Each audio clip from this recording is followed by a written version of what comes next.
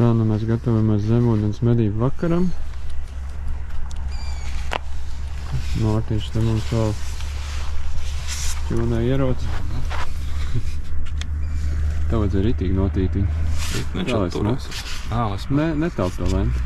Nē, nu es jau viņu vēl apstrādāšu, tā smuka noslīpēšu šit uz šo. Tāda mums ir ieiešanas vieta. Ūdens kūps nozīmē, ka gaiss ir augstāks un ūdens ir siltāks. Pozitīvi ir tas, ka mazās zivtiņas jau pelda. Nevar tikai redzēt īsti noteikti kamerā. Tā izskatās diezgan smuki. Vakars ir mierīgs tāds. Būs jāskatās, kur peldēt atpakaļ, jo būs tā dūmaka pa virsmu. Kokā mēs atstājam lampiņas, lai varētu zināt, kur jāizpeld pēc tam ārā. Nu, tagad tik jāsagatavojas un jāiet iekšā. Kamēr mans kolēģis gatavoja laiviņu, es jau devos ūdenī. Un te pie manas laiviņas ūdens jau izskatījās daudz duļķēnāks, bet es domāju, ka tas ir no manām pleznām.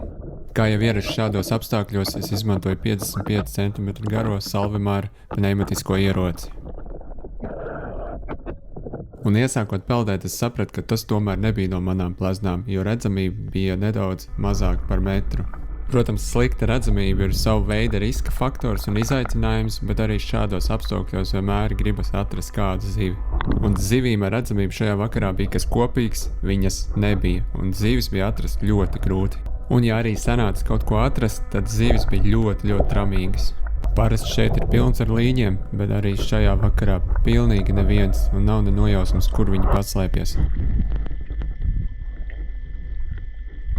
Līdegas arī, tā kā pēc šablona 50 cm un visas vienādas. Tikai šeit bija lielāka līdega, bet es pat nedabūju nomirkšķināt acis, ka tā jau bija prom.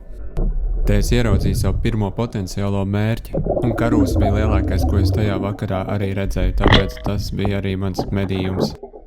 Pēc tam vēl gadījās pa mazai līdaciņai, vēl pa kādam mazam asarītim, bet nekas nopietnas, nē.